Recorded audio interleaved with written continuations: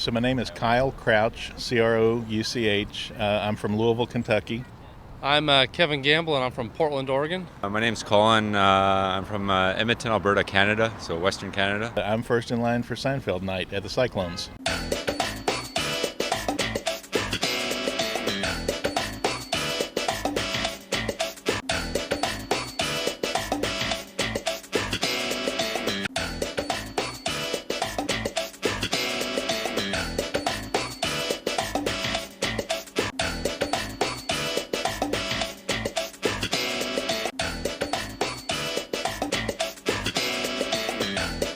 Pretty excited to be out here for this.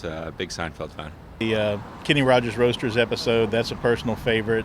Obviously the Soup Nazi, Black and White Cookie. I mean, it could go on and on. Tony Roma's chicken episode, we love that one. Puffy shirt, we're all looking forward to tonight's activities. The Puerto Rican Day Parade.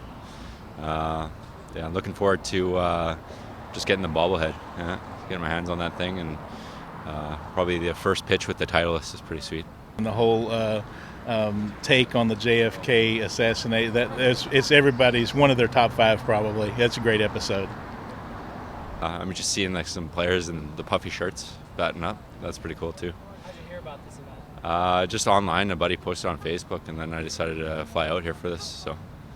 Well, I think they've done a lot of neat things, with the renaming of the stadium for one night and the place to air your grievances and a lot of the special things they're doing. But obviously the bobblehead's a big draw. I think everybody who's in line here this early, the bobblehead's a big deal since there's only like 3,000 of them. It's a pretty special thing to have. I want to see the Elaine dance-off. Okay, music, please. All right,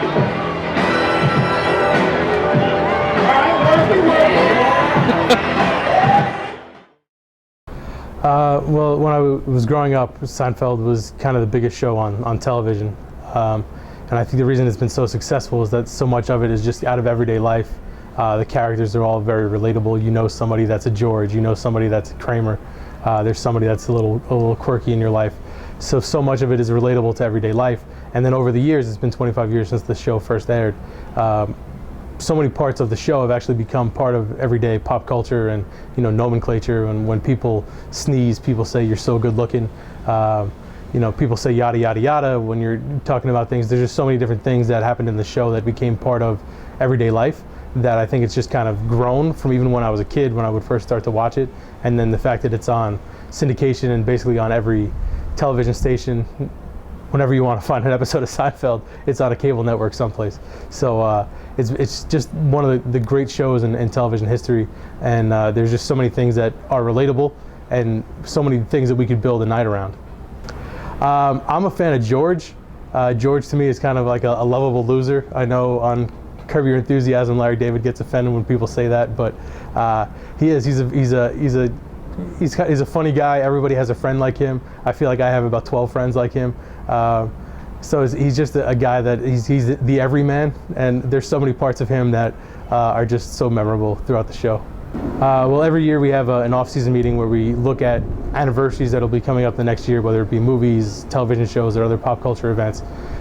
So one thing that came up was a Seinfeld night for the 25th anniversary of the show. And we'd already been discussing doing a Keith Hernandez bobblehead. So the tie-in was just, it made too much sense. People have done bobbleheads of Keith Hernandez with baseball uniforms on, with his gold gloves, whatever you want to do. Nobody had ever done a Keith Hernandez Magic Loogie bobblehead. And that's one of the most popular episodes in the history of the show. It's definitely a fan favorite for people. So we started with that, and then from the bobblehead idea, just sprouted so many other ideas that made the night so successful and so much fun to be a part of. My favorite episode is probably the Magic Loogie episode. I mean, I was a Mets fan growing up, so I always knew Keith Hernandez, I knew Roger McDowell, and I just love the tie-ins with the actual Mets that are on the show sporadically throughout the seasons. But the Magic Loogie episode is definitely my favorite. It's so absurd and ridiculous, but it's played out so well. I mean, they mock Oliver Stone movies with the JFK assassination, which is kind of ridiculous, but it was done in such a playful way that it made it work. Well, there were actually about a list of about 25 or 30 of them that I came up with help from other guys in the office, and we kind of narrowed it down to the 5 or 8 or 10 that we thought would work the best.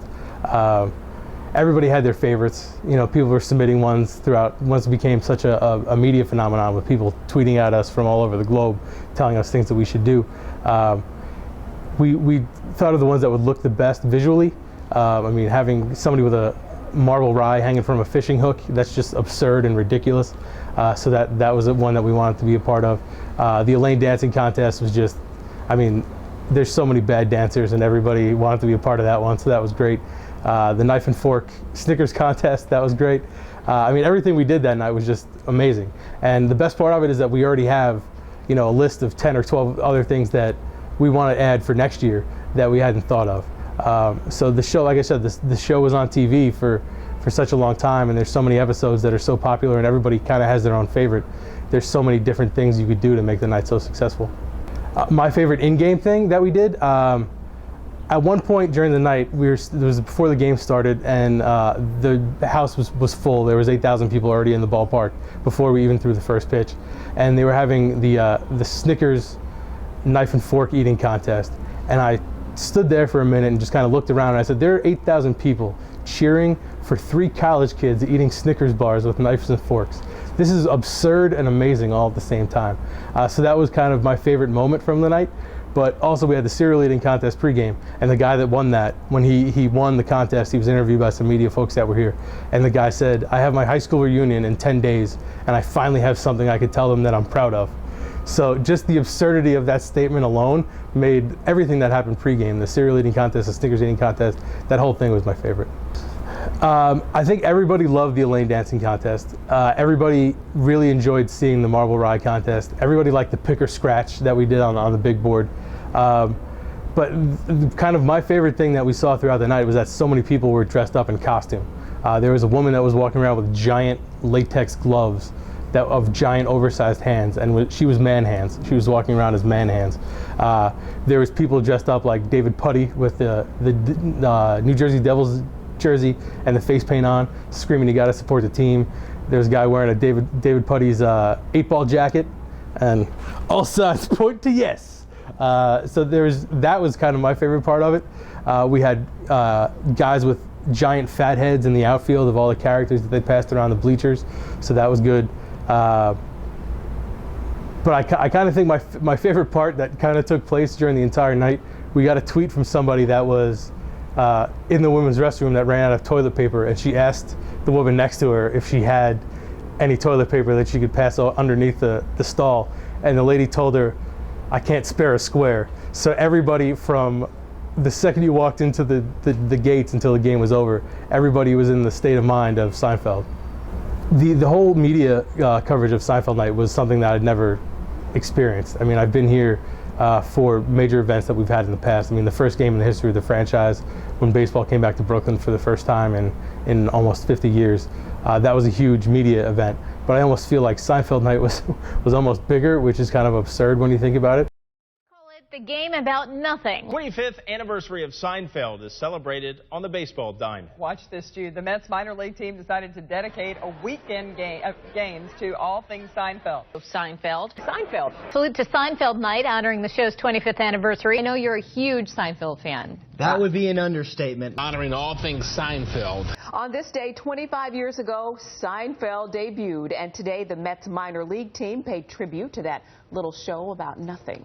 The Brooklyn Cyclones pulled out all the stops, warming up in Seinfeld's signature puffy shirts. Minor league affiliate dedicating their game tonight to all things Seinfeld. Seinfeld's kind of become such a part of pop culture, and especially in New York. There's so many parts of New York just life that have been incorporated into the show, and fans all over the city, all over the world really love the show. So it just made sense for us to try to bring not only what everybody loves about baseball, but what everybody loves about the show to the ballpark for one day. Never eat cereal, and so I'm just going to go as gavone as possible on it. I'm going to eat as quick as possible and have a lot of fun doing it. The line formed for everyone eager to get the Keith Hernandez Magic Loogie bobbleheads. And for those of you who don't know, you can catch all the Seinfeld episodes on Pix 11 at 11 o'clock Monday through Friday nights. I'm certainly be watching. I love Seinfeld. From the second we announced it, we just did it via Twitter and social media. And within 3 days, the Seinfeld night story was the most viewed story in the history of our website.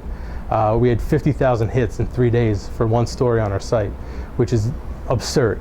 I mean, people were talking about it, and Mike and Mike on ESPN were talking about it the next day. Local radio stations, we were getting media requests from Australia. I did 3 morning radio shows in Australia. I did an evening show in Canada after the Rangers-Flyers hockey game, where a guy that played basketball his whole life, works for a baseball team, was talking on the post-game show in Canada, in Toronto, about the Rangers-Flyers. I think it was Rangers-Flyers. Yeah, Rangers-Flyers. Stanley Cup playoffs game, talking about Seinfeld night afterwards. So that was kind of absurd. But then the night itself, we had people from every corner of the globe, basically, that came to cover the night. There was media from 50 different states. All 50 states in the union had highlights of our Seinfeld night air on the news in that state. We had media from 5 different countries. We had fans that came from close to 20 different states to come to the game that night. So just everything about that night, from the fans, from the media, from just the excitement on social media, it was something like I'd never been a part of before. The night itself was so successful, not only because of what we did as an organization to plan for it, but what the fans put into it. I mean, it was something where the ballpark, literally everybody here was into the night. I mean, it was one of our worst losses of all time. I mean, we lost 18-2, I think, and it was one of our worst losses of all time. And after the game, there were still 7,000 people here to run the bases. I mean, the game took forever. We were getting killed. We lost by 2 touchdowns, more than 2 touchdowns, and people were still here to be a part of it. I mean, we had the closest to the blowhole challenge after the game, and we sold all of our launcher balls so people could throw the tennis balls at an inflatable whale on second base. I mean, the absurdity of everything that took place that night was like nothing I've ever been a part of, and it was all because the fans were so into it. And it wasn't just a baseball game. The baseball game was basically secondary that night. And we always say that when we're promoting the Cyclones, because we can't control the product on the field, but we can control everything that happens in the stands. So that night was basically everything that we stand for as an organization, where regardless of what happens on the field, anybody that was here went home, and they were ecstatic about what happened that night, regardless of the score of the game.